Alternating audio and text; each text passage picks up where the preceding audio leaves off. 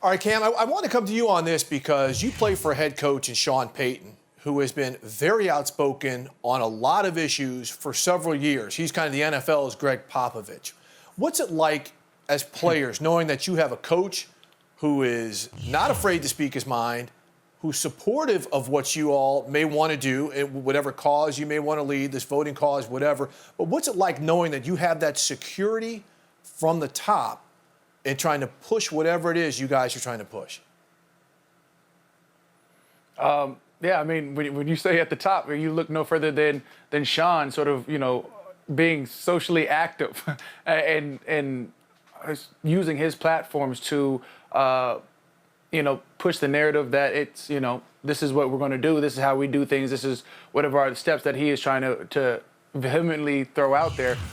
It empowers the players to know that it's okay to stand and not only stand for what you believe in, but to put a voice behind it and really just be able to voice your opinion and know that there's not going to be any sort of backlash for that. It's an empowering movement. So when we say vote and you see Sean Payton out there talking about voting and registering to vote and pushing this narrative, players are even more emboldened and empowered to then go say, hey, this is what I believe in, this is what I'm voting for, this is it. But when I'm talking about voting, I'm talking about registering to vote. I'm talking about knowing your local legislation. I'm talking about pushing forth the ability to exercise your rights to vote. Because when you talk to so many different people, it's like, hey, I feel like my votes don't matter. If we all come together as a people and end up completely voting, that's when we can truly make a difference. Okay, you said a couple things here. I'd love, Natalie, I'll start with her, and John, I want you to follow. But first off, the last thing you said, so many people feel their votes don't matter, that if they take part in this process, what good is it going to do? Natalie, is part of the I am a voter and part of this partnership with the NFL you talk about education. How much of it is spent in trying to make people realize that their votes do matter? That's what it's all about. I mean, everyone needs to understand that their voice matters, their vote matters. For example, there are so many elections happening this year other than the general election in November. For example, there are 26 cities that are holding mayoral elections, and then there are 11 states that are voting for a new governor. Our hope is that we can leverage the momentum of this general election to get people interested in voting back in their local and their state elections. So a big part of these education session with the teams and the players is reminding them that, if you care about the city that you're playing in or wherever your family is living, we need you to remember to vote locally. Because when you do vote locally, like Cam said, you're voting for your judges, your district attorneys, local propositions that can affect your public schools, housing, zoning, recreation programs in your community. And so it's really, really important. But we also realize that it's not always so easy remembering when your local elections, because every state, every city has different dates and different deadlines. So at I'm a Voter, we built this incredible text platform. So if you text voter to 26797, we'll not only help you register to vote and tell you where your polling place is, but we'll also send you reminders via text message when your local and state elections are. So you'll never miss a local election ever again. And Steve, so let's insert the football analogy. Strength in numbers, right? And everybody moving in the same direction. You could be on the football field and you don't like the play that came in from the sideline, so two guys are going to sit that one out. You're not going to move the ball very far down the field. So you got to get everybody moving and everybody involved in the process. Some people are going to be a little more advanced in the process, more educated, and help those guys that are new to the process and or the backups in there. But there's your football analogy right there. And it's really, at the end of the day, it's a team sport. And the more people are participating in it, the stronger we're going to be.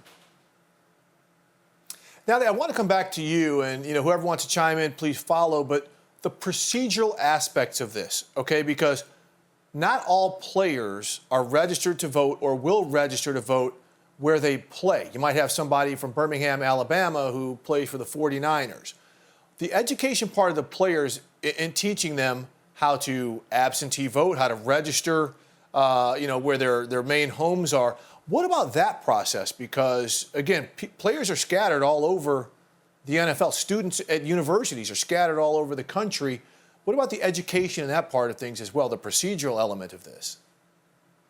That's right. So first and foremost, if you want to vote, you have to be registered to vote. Secondly, you have to be registered.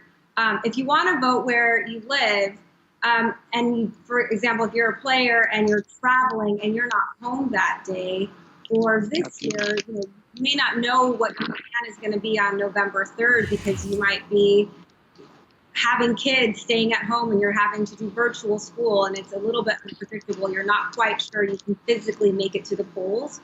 We are really pushing vote by mail. It's in due part because it's convenient and it's safe. And it's projected that half of the voters will be casting their ballot by mail this year. So vote by mail is an incredible way for you to still participate in democracy and casting your vote wherever you are. So vote by mail is you'll basically get your ballot in your mailbox. You'll be able to complete the ballot, and then you're going to send it back. It'll be postmarked by November 3rd, and your vote will still count. So absentee ballot is an incredible way for everyone to cast their votes, and it's how the majority of the players are going to be voting this year.